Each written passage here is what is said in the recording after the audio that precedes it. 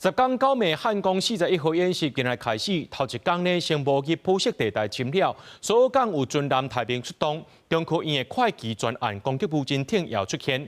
另外，航艦杀手万江艦也出现伫咧基隆港。这届国防部调动22000名后备军人特别应训，目的就是要恢复这后备部队的战力。国防部长郭立雄下晡也亲身视察。宜兰苏澳港口，军舰当咧进行战力的整补。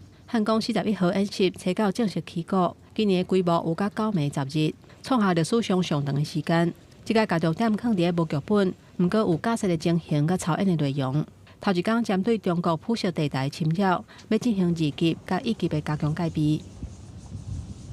海军的军舰太平做好紧急要出港的准备。真拄好的是，中科院会稽专案的攻击无人艇，嘛出现伫咧苏澳港，哪像咧测试。会稽专案的一些无人艇，这一次也出港，推估应该是在进行相关的测试，用来辅助对应这种中高强度灰色地带的袭扰。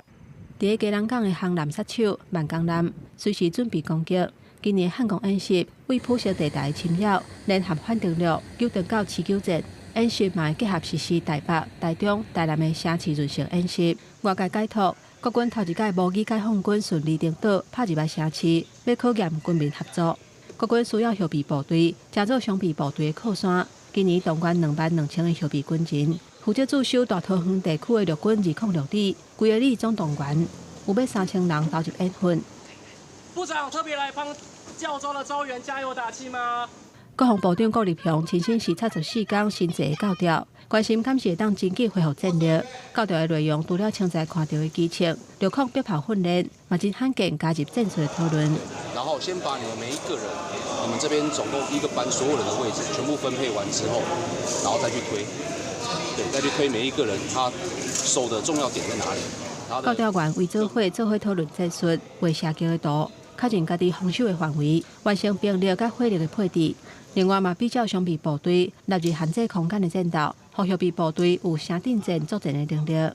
这次教招的亮点之一就是演练限制空间战斗，由多名招员组成小队进入到这个狭窄的这个空间，考验他们如何分工合作，也符合现代战争所需。以前只有特战部队或现役部队才有的，比如说限制空间战斗呢，没想到说这一次呢，在招员的后备复训中也由教官来施教我觉得这部分来讲是有助于提升我们部队战力负责上课的班长，还有 EMT1 超级紧急医疗救护证照，现场演练正常救护，透过实战化训练，强化后备部队的战力。